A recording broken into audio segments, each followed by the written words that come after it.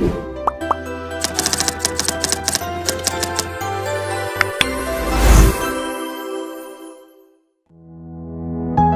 guys. Di saat ini kami dari kelompok 5 akan mempresentasikan hasil kerja kami. Namun sebelum itu, perkenalkan, nama saya Rima Cecilia Deklora, teman sebelah kanan saya Julius Erikson Sitanaya dan teman sebelah kiri saya Yeskiel Melko Pelautisi. Di saat ini kami akan mempresentasikan hasil kerja kami. Selamat menyaksikan. Ya teman-teman, berbicara tentang pencegahan terhadap risiko dan bahaya psikososial. Yang pertama, pendahuluan. Bahaya psikososial adalah suatu bahaya non-fisik yang timbul karena adanya interaksi dari aspek-aspek pekerjaan seperti desain kerja, tuntutan kerja, organisasi, dan manajemen di tempat kerja, serta konteks lingkungan sosial yang berpotensi menimbulkan gangguan bagi kesehatan para pekerja secara fisik, sosial, dan psikologi. Potensi bahaya di rumah sakit, selain penyakit-penyakit infeksi, juga ada potensi bahaya-bahaya lain yang mempengaruhi situasi dan kondisi di rumah sakit, yaitu kecelakaan atau peledakan, kebakaran, kecelakaan yang berhubungan dengan instalasi listrik, dan sumber-sumber cedera lainnya, yaitu radiasi, bahan-bahan kimia yang berbahaya, gas-gas anestesi, gangguan psikososial, dan ergonomi. Yang berikut contoh risiko. Yang pertama, kecelakaan. Kecelakaan kerja dalam keperawatan baik disengaja atau maupun tidak disengaja. Yang kedua, bahan kimia berbahaya. Terpajan atau terpapar bahan kimia berbahaya selama bertugas. Yang ketiga, radiasi. Terpapar radiasi berbahaya pada area-area tertentu di rumah sakit dengan lebih sering. Yang berikut, semua potensi bahaya tersebut jelas mengancam jiwa dan kehidupan bagi para karyawan di rumah sakit, para pasien maupun para pengunjung yang ada di lingkungan rumah sakit. Bahaya psikososial di rumah sakit akan mempengaruhi kesehatan kerja, perawat, dan tenaga kesehatan lainnya karena dapat menurunkan derajat kesehatan fisik, mental, dan sosial mereka. Yang pertama, keselamatan dan kesehatan kerja merupakan suatu disiplin dengan ruang lingkup yang luas yang meliputi beberapa bidang khusus. Yang kedua, lingkungan kerja dari risiko yang berakibat pada kesehatan yang buruk, adaptasi pekerjaan terhadap manusia. Pertama, waktu kerja shift. Waktu kerja shift merupakan pekerjaan yang dilakukan satu atau sekelompok tenaga kerja yang dijadwalkan pada periode waktu tertentu, bergantian dengan kelompok lainnya dalam waktu 24 jam. Jadi, rotasi kerja bisa dilakukan lebih dari sekali setiap hari. Waktu kerja shift. Perawat merupakan petugas pelayanan kesehatan di rumah sakit yang bekerja secara shift. Shift kerja di rumah sakit yang ada di Indonesia secara umum terdiri dari 3 shift, yaitu shift pagi bekerja selama 7 jam mulai jam 7 sampai jam 2 siang. Shift sore bekerja selama 7 jam mulai jam 2 sampai jam 9 malam. Dan shift malam bekerja 10 jam mulai dari jam 9 sampai jam 7 pagi. Dari keadaan tersebut memperlihatkan bahwa shift malam mempunyai waktu yang paling lama waktu kerjanya. Yang berikut, waktu kerja shift. Untuk mengoptimalkan pelayanan terhadap pasien, rumah sakit memberlakukan dinas jaga pada malam hari. Biasanya, pekerja yang terlibat dalam dinas jaga malam adalah perawat. Manajemen shift kerja yang buruk tentu akan mempengaruhi kinerja karyawan seperti kelelahan dan peningkatan stres.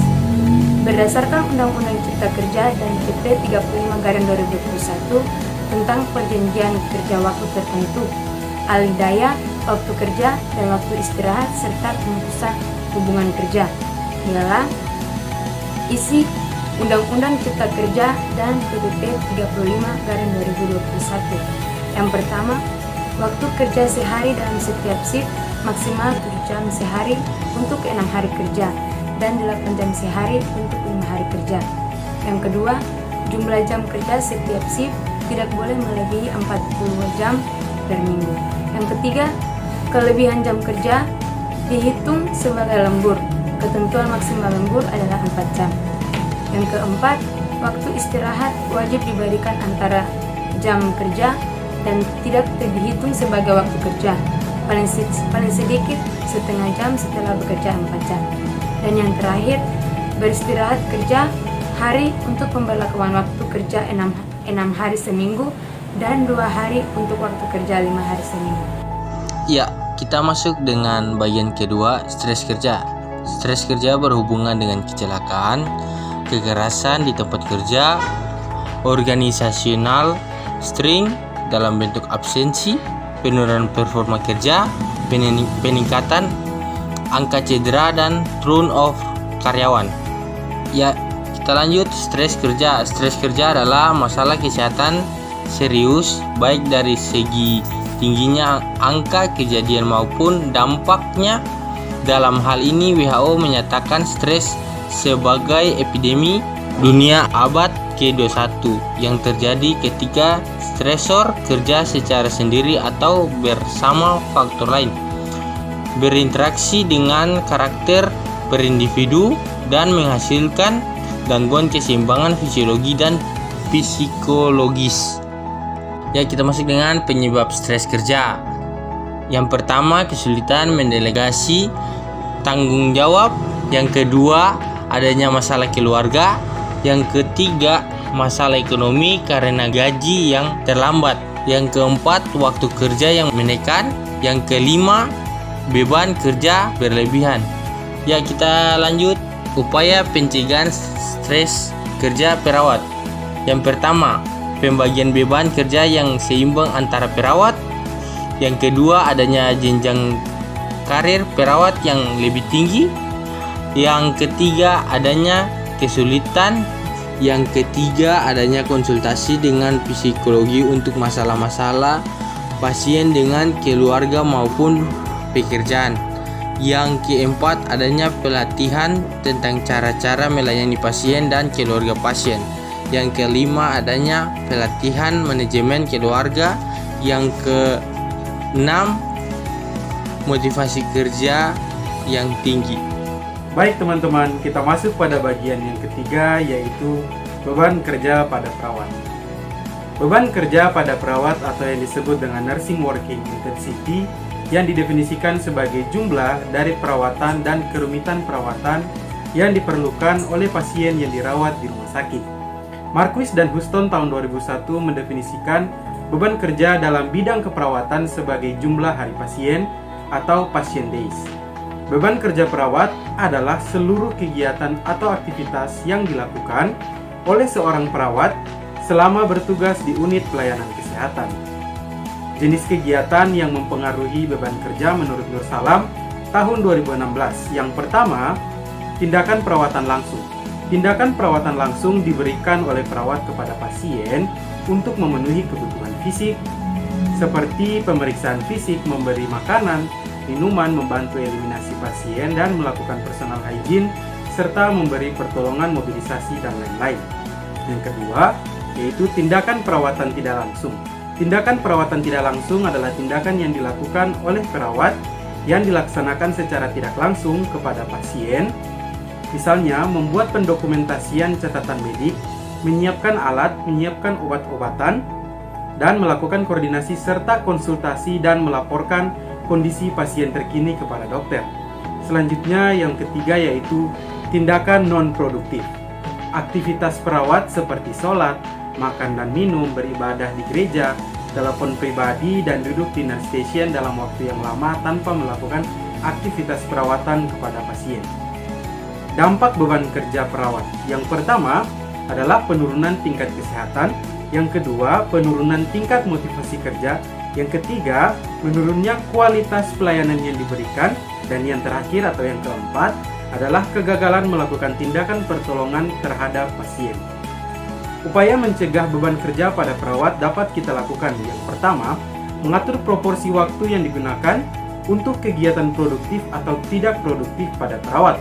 Yang kedua, pola beban kerja perawat pelaksana dengan waktu dan jadwal jam kerja harus disesuaikan dengan baik. Yang ketiga, mengetahui jumlah kebutuhan tenaga kerja perawat di rumah sakit.